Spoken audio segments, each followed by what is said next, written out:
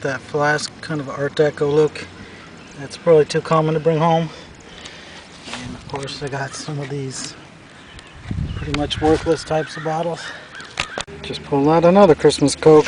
It's also Wilmington, but they have no case wear and they're all in mint condition, so at least I'm doing decent. I just got a giant scoop of dirt out of here and hooked onto 3 sodas at once. That's never happened before. They're all 1920 Orange Crush bottles and they all look to be in perfect condition.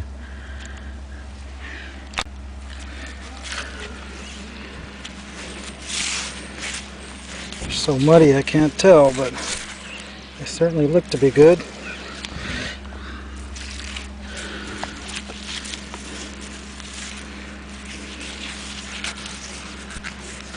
No town names on them so far.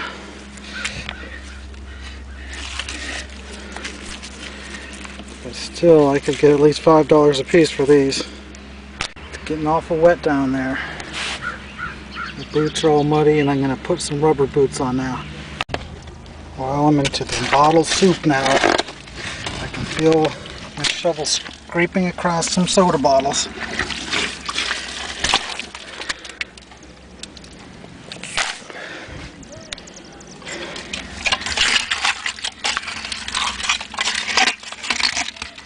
Feels like an Orange Crush coming out. And I got another one too, a Coke bottle.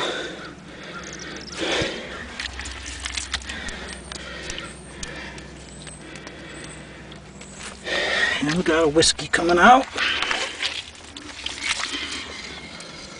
Not really worth anything, but might get $1 for it.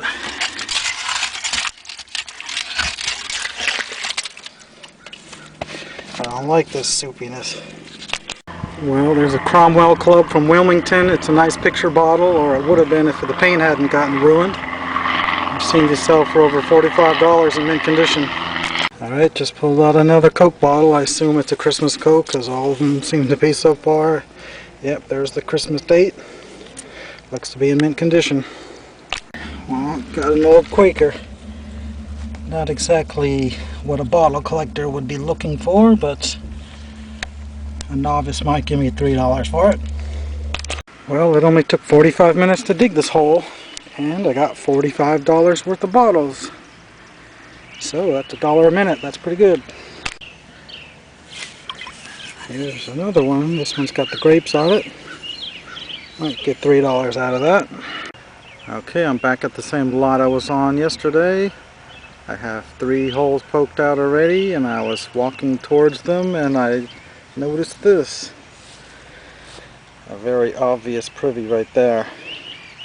It's very close to the back line. Didn't think there'd be one quite that close, but this definitely is one, so I'm going to dig this one first. Since it's so close to the back of the building, I thought this would be an older one. But as you can see, it's about a 1972 bottle. That's not good at all. I don't give up easy just because that one was so late. I just found this one with a 43 mark on it, so it's getting a lot older already, and I'm sure it's going to go down into the 30s at least on the bottom. Well, we've had a lot of rain this month and it's hitting water at 2.5 feet again. It's not good. I think this hole is going to be a 6 foot or so. We're going to have to deal with a tremendous amount of wet mud. Alright, I just hooked onto an ACL there. Undoubtedly that paint will be ruined though.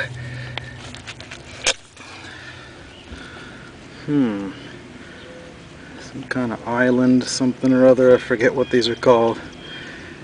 But it's fairly scarce. I've never actually found one before. It's getting to be a serious problem now. How am I supposed to dig 6 feet through that? Now we got to stick my arm down there and feel around. I got something that feels like it has a champagne base on it.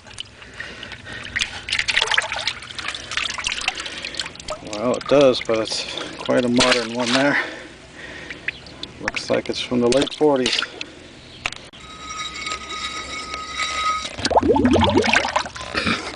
I just probed it down to the 7-foot level and still didn't hit the bottom. I wish I was in Arizona. This would never happen. Over there, anyway. This is the wettest hole I've ever found. I guess I'm going to have to abandon it. I'll scratch around for a few more minutes and see if I can get anything. It's getting so deep it's about to go over the edge of my boot and fill my foot up with water, so I would really hate when that happens. I don't want my foot to get all soaking wet and have all that water down in my boot, so I'm going to have to quit now. This is one of the very few privies I've seen in North Carolina that has a wooden wall in it. You can see it really well right there. Okay, I feel a bottle down there.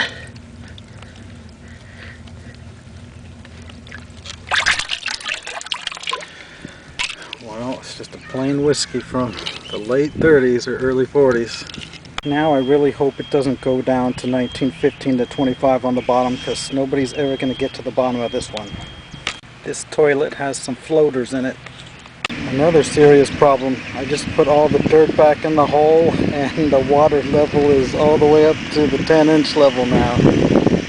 All I got is the sod to put on top of that. I don't know what's going to happen with that. It's terrible. I hope nobody drives over this after I put the sod on it, because they'll definitely get stuck in there. I've put about 200 pounds of cinder block shards into this hole and it's just never filling up. The water's up to about 6 inches from the edge now. Alright, I got a 5th hole poked out. Hopefully it'll be teens and 20s. When I was digging through a dirt pile to add to this last hole I filled in, I dug this thing out. Old rusty stuff's pretty popular right now, so hopefully I can get $5 or $6 out of this. I only took out 2 scoops and I already found this. It's a late 30s beer, but that's a good sign for it being only 10 inches deep, so there could be some stuff from the 20s at the bottom. Alright, I got a Coke bottle showing. Hopefully it'll be a Christmas Coke. Well, it's broken. And it's only a D patent, but it has very little wear, if any. Got a 48 date code right there, so that tells me what layer age I'm in. So now I know I'm digging a 1948 to 49 layer. I'm finding a lot of useless bottles here. All these are going to be thrown away. I did just find this White House bottle. They're pretty common though, being a screw top and all. Maybe $7 at the most. Here's an extremely early no deposit. I've never seen one quite like it. No deposit, no return, not to be refilled.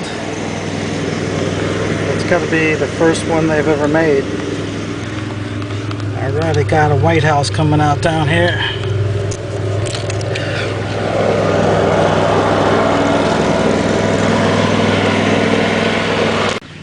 Well, there's an Art Deco soda, or what's left of it. That's a very common one from Washington. I've got about a dozen of them already, so no big deal there.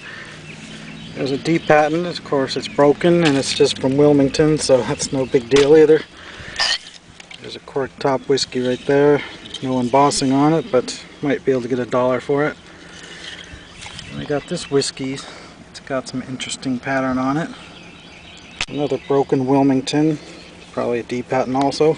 We got 2 of these green cork top wine bottles. I might bring one home. Could get $2 if I'm lucky. And a $1 medicine on a good day. The rest is just a bunch of junk and it's going to be thrown away. Well, at least it was a small hole, so it didn't waste very much of my time on this late stuff. Okay, I got another hole going here. It had a bunch of modern stuff on top like this. It's definitely from the late 60s. But I have 2 bottles showing right now, and I believe that they're from the late 20s.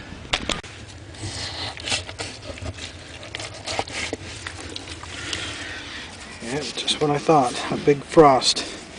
And it should say Wallace on the bottom, but in this case it's just a super common Hootaf. Another one in here. Hopefully that'll be a Wallace. Nope, it's just another Hootaf. I'm surprised because there's only 2 kinds of bottles from Wallace, the Coke and these. But these are just the generic Hootaf. Maybe a $5 bottle at best. Alright, I got a cluster flop of bottles coming out. There's a big boy. Not bad, pretty common though. Then we got whatever this is. Another big frost. Big frosty, that is. And that one's also Hootaf.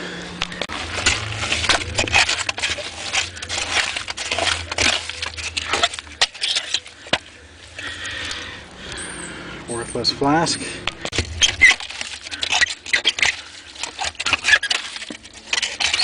Some kind of a soda.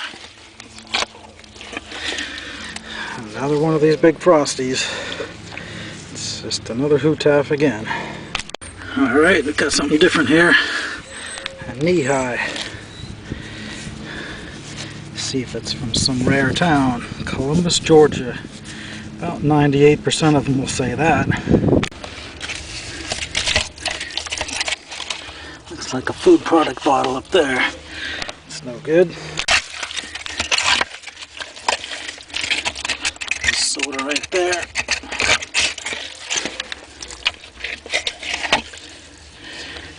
It's another big boy.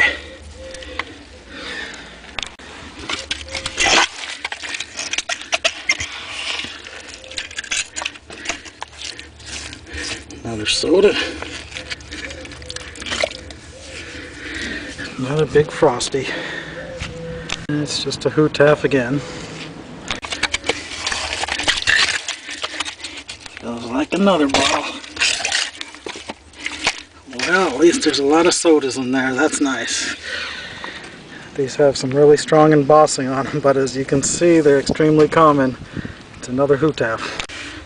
Alright, there's something else coming out. It's got a blue color to it. Looks like a Coke bottle.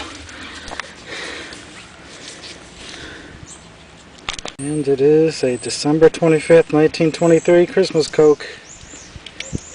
And it's from Wilmington too, so now we got about a 6-pack of these. Okay, I pulled out another knee-high. It's just another Columbus. Found a big boy again. Another big boy, but the top's sheared off. Well, we got almost a full 5-gallon bucket of sodas now, so that's pretty good, but they're just not quite old enough to satisfy me. Okay, I feel several more bottles down there.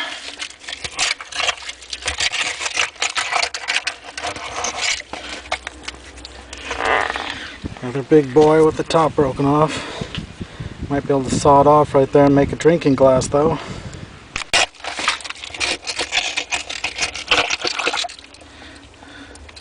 Another big frosty. Getting tired of seeing these.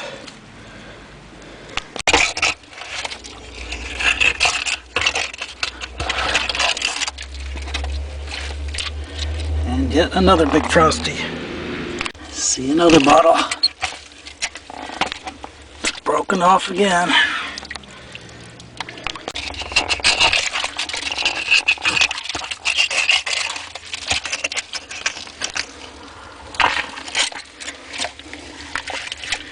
And of course another big frosty. Another big boy and an 8-ounce pharmacy with a cork top. And we got a big mason coming out. Looks like it has no name on it. And we have another one of those as well. Got something here. Cobalt. No embossing, but still worth a couple dollars. I'm starting to think that one of these buildings that I'm digging behind is the bottling plant itself for the big frosty, since we're finding so many of them. And of course we got another one here.